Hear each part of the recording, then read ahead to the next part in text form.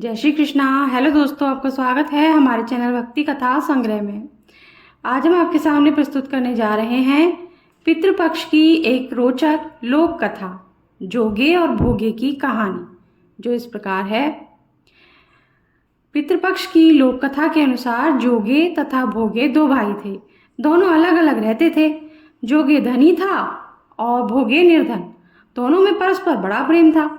जोगे की पत्नी को धन का अभिमान था, किंतु भोगे की पत्नी बड़ी सरल हृदय थी।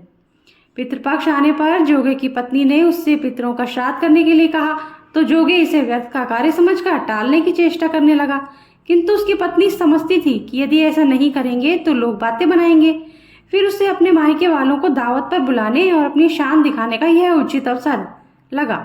अतः वह बोली, आप शायद मेरी परेशानी की वजह से ऐसा कह रहे हैं, किंतु इसमें मुझे कोई परेशानी नहीं होगी। मैं भोगे की पत्नी को बुला लूंगी, दोनों मिलकर सारा काम कर लेंगे।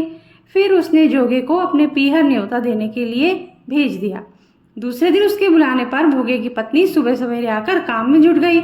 उसने रसोई तैयार की, अनेक पकवान बनाए, फिर सभी काम निपटाकर अपने घर आ गई। आखिर उसे भी तो पितरों का श्राद्ध तर्पण करना था। इस अवसर पर न जोगे की पत्नी ने उसे रोका, न वह रुकी। शीघ्र ही दोपहर हो गई।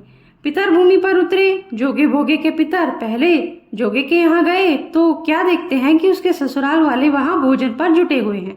निराश होकर वे भोगे के यहाँ गए। वहां क्या था, मात्र पितरों के नाम पर अगियारी दे दी गई थी। पितरों ने उसकी राख चाटी और भूखे ही नदी के तट पर जा पहुंचे।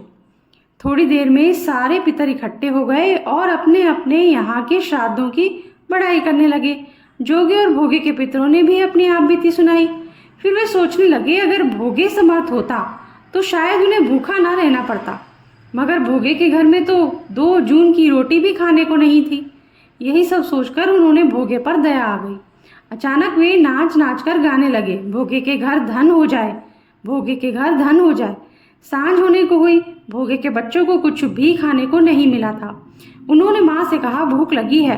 तब उन्हें टालने की गरज से भोगे की पत्नी ने कहा, जाओ, आंगन में हौदी औंधी रखी है, उसे जाकर खोल लो और जो कुछ मिले बांट कर खा लेना। बच्चे वहां पहुंचे तो क्या देखते हैं कि हौदी मोहरों से भरी पड़ी है। वे दौड़े दौड़े माँ के पास पहुंचे और उसे सारी बातें बताई। आंगन में आकर भोगे की पत्नी ने यह सब कुछ देखा तो वह भी हैरान रह गई। इस प्रकार भोगे भी धनी हो गया, मगर धन पाकर वह घमंडी नहीं हुआ। दूसरे साल का पितृपक्ष आया। श्राद्ध के दिन भोगे की स्त्री ने 56 प्रकार के व्यंजन बनाए, ब्राह्मणों को बुलाकर श्राद्ध किया, भोजन कराया, दक्षिणा दी, जेठ जिठानी को सोने चांदी के बर्तनों में भोजन कराया। इससे पितर बड़े प्रसन्न हुए और तृप्त हुए। इसी के साथ कथा समाप्त होती है। अगर आपको अच्छी लगी हो तो लाइक कर दीजिए, और अगर चैनल को सब्सक्राइब नहीं किया है तो सब्सक्राइब कर दीजिए, बेल आइकन प्रेस कर दीजिए, ताकि हमारे आगे आने वाले वीडियोस भी आप तक आसानी से पहुंच सकें। Thank you.